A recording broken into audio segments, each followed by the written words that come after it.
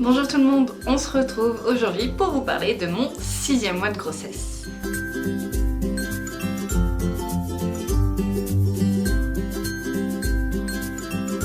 Alors avant de commencer la vidéo, parce que je l'ai promis à certaines et c'est vrai, il y en a qui m'ont reproché que on voyait pas mon ventre en fait sur mes vidéos et du coup elles aimeraient bien que je montre mon ventre, donc je leur ai répondu que si j'y pensais, dans la vidéo suivante je montrerai mon ventre. Donc la vidéo suivante, donc c'est celle-ci, celle du 6e mois que vous allez voir. Donc bon, là le ventre que je vais vous montrer, je suis déjà dans la 2e semaine de mon 7e mois, mais il a pas énormément bougé entre le 6e et le 7e, donc je me permets de vous le montrer. Voilà, j'espère que vous serez ravis de le voir. C'est pas un ventre énorme, j'ai de la chance, mon nombril n'est pas ressorti non plus, donc ça va pas choquer certaines personnes, parce que c'est vrai qu'il y a des personnes qui sont sensibles et qui n'aiment pas voir la fin de grossesse des femmes parce qu'il y a le nombril qui a tendance à ressortir. Moi c'est pas du tout mon cas. Bon, j'arrête de parler parce que ça va encore durer des heures. Je vous montre mon petit bidou.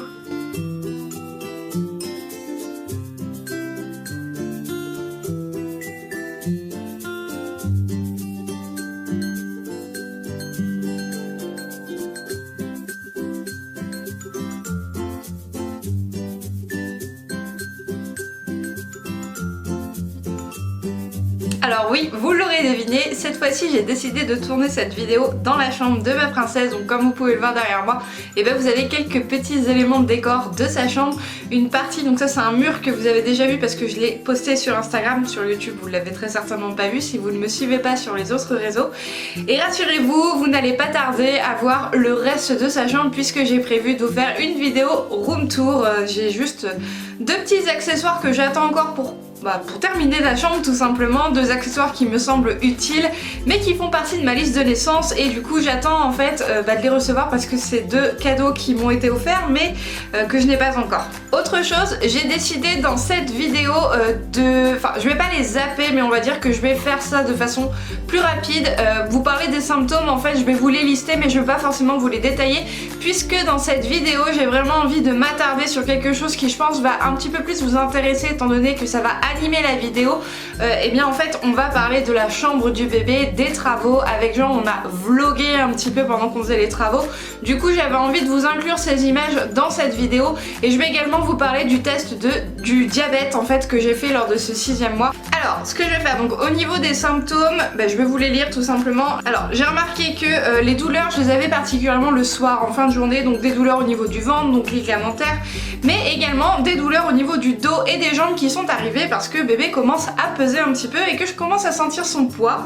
De ce fait, j'ai noté également que j'avais des difficultés à trouver une position pour dormir. J'ai donc un coussin d'allaitement, un coussin de grossesse que je prends, que j'allonge le long de mon corps pour surélever une jambe de façon à ce que mon ventre ne soit pas écrasé contre le lit parce que c'est complètement inconfortable. J'ai aussi noté que en plus de taper dans ma vessie, ma fille commençait à venir taper dans mes côtes et j'avais très mal à la cage thoracique parce qu'en fait du fait qu'elle prend un peu plus de place, je pense qu'en fait mes côtes, ma cage thoracique est en train de s'écarter pour laisser la place à tous les organes de remonter et à mon bébé de grandir, et du coup j'avais vraiment des douleurs, ça me tirait, ça me faisait comme des courbatures au niveau du dos en haut et au niveau des côtes. J'ai eu quelques petites nausées qui sont revenues de temps à autre, mais vraiment rien à voir avec les nausées que j'ai pu avoir lors du premier trimestre. Ma poitrine m'a lâché, là vraiment j'ai plus aucune...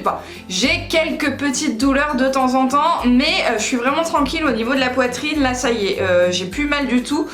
Peut-être que ça va revenir quand je vais avoir des montées de lait, j'en sais rien du tout pour l'instant, ce n'est pas le cas en tout cas, ou du moins je n'en ai pas.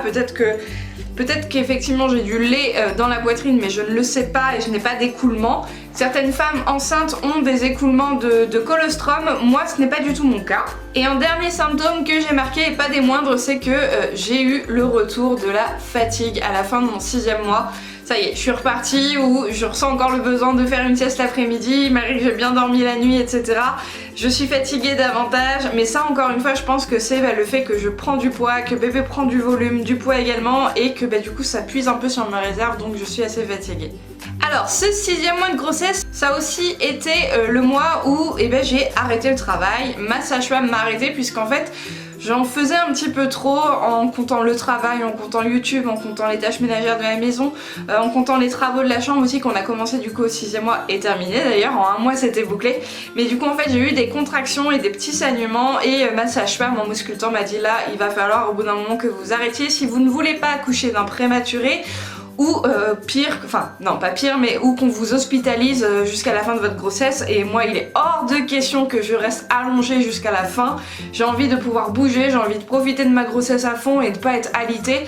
Donc du coup eh ben, j'ai accepté qu'elle m'arrête même si j'aurais vraiment voulu aller jusqu'au bout à Decathlon. Donc du coup en tant que salariée, ça y est, je suis arrêtée et du coup bah, j'essaye de continuer quand même un petit peu le développement de mon auto-entreprise pour ne pas rien faire parce que je vais clairement péter un câble je pense.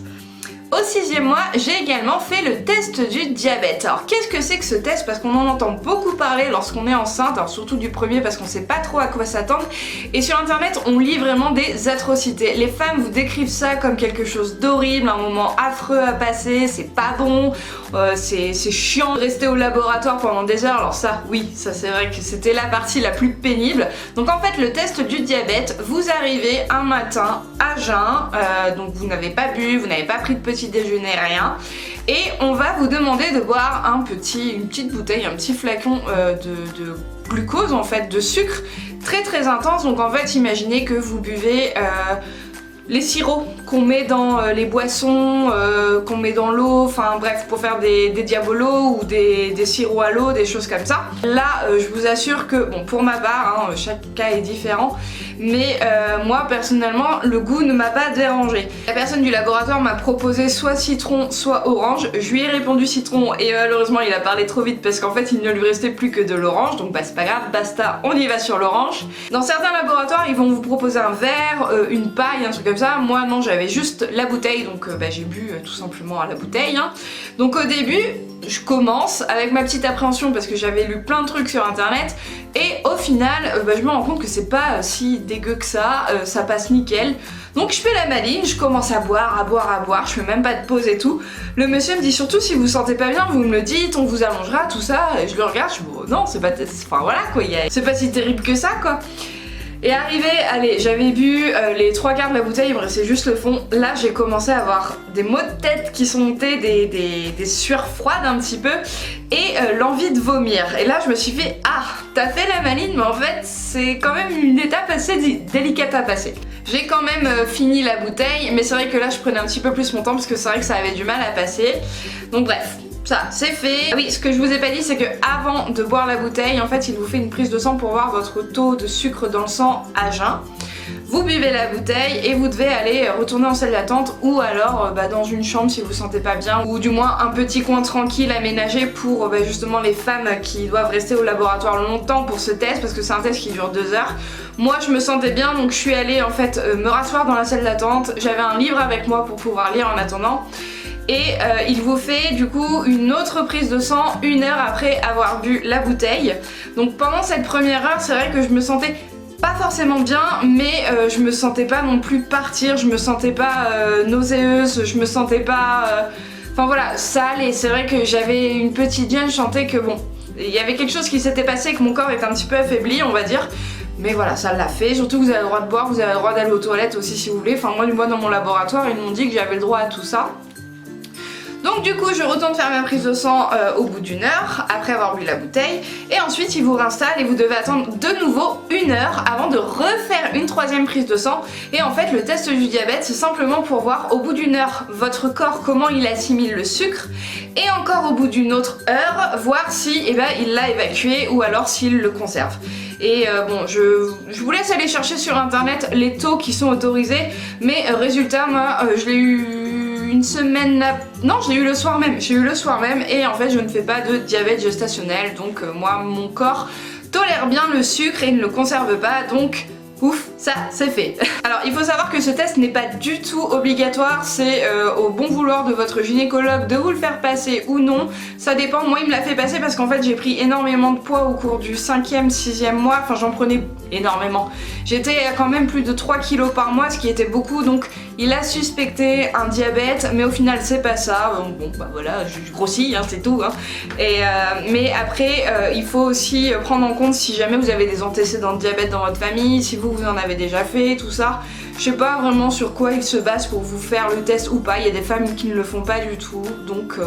Et il faut savoir aussi que d'une grossesse à l'autre, vous pouvez très bien ne pas en faire à une première grossesse et en faire à une deuxième, ça veut rien dire. Ce qui est bien de savoir, c'est que le diabète gestationnel, si jamais vous en faites, il y a des répercussions pour votre bébé, c'est important de le savoir, parce que du coup après vous avez un régime particulier et ça peut en fait... donner trop de sucre à votre bébé, vous pouvez à la fin avoir un bébé qui va sortir à 5 kilos, un truc comme ça, et quand les femmes font du diabète gestationnel, dans la majorité des cas, elles sont déclenchées avant terme pour éviter justement qu'elles aient un trop gros bébé qui sorte le jour de l'accouchement, mais bon, il n'y a pas de gravité en soi à déclencher le bébé avant, mais bref, je vous laisse regarder sur internet parce que je suis pas vraiment trop calée sur le sujet, étant donné que moi je ne fais pas de diabète gestationnel, bah on me l'a pas expliqué non plus dans les grandes lignes quoi. Alors ensuite, comme je vous l'ai dit tout à l'heure, on a également commencé la chambre de bébé dans ce 6e mois. Donc ça a d'abord été un gros déblayage de la pièce, tout simplement parce que cette pièce là en fait avant c'était notre débarras quand on s'est installé, enfin quand on a fait construire, on s'est installé dans la maison avec Jean, et bah cette pièce elle nous servait à rien, donc on avait mis tous les cartons, tous les bibelots, enfin tous les meubles qu'on avait démontés qui nous servaient pas, etc. Donc ça a d'abord été le déblayage de la pièce.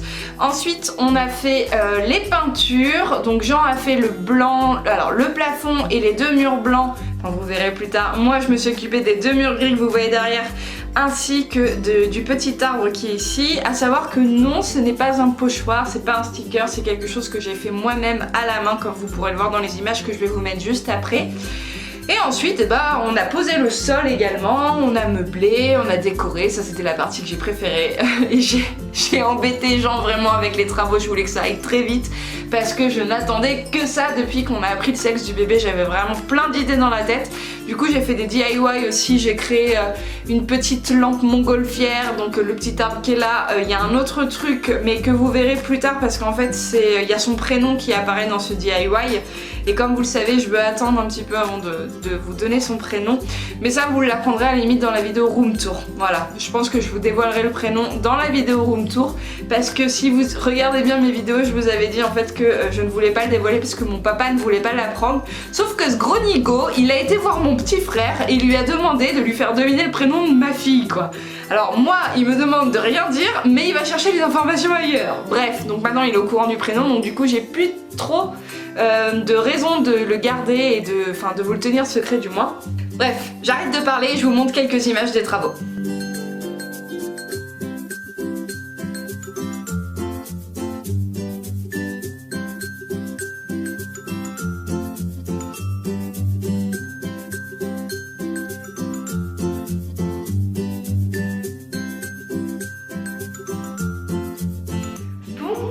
Voilà, je sais pas ce que vous en penserez, mais moi personnellement je suis plutôt contente du résultat.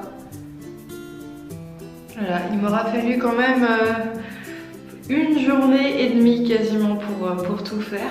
Donc je précise, c'est pas un pochoir, c'est pas un sticker, j'ai vraiment tout fait à la main. Et là maintenant en fait je vais m'attaquer à un DIY, j'ai vu ça aussi sur Pinterest. En fait je vais une applique en forme de montgolfière pour petite fille. Voilà, donc là j'ai acheté à Centracor cette suspension là que déjà de base je trouvais trop belle. Elle est blanche toute simple et vous pouvez rajouter des petits papillons en relief gris, mais moi je vais la personnaliser, je vais créer une montgolfière. Donc voilà, je vais accrocher la petite cabane, enfin je sais pas si ça s'appelle une cabane, là où il y a les gens qui vont. Et puis je vais voir comment je vais customiser ça. C'est parti!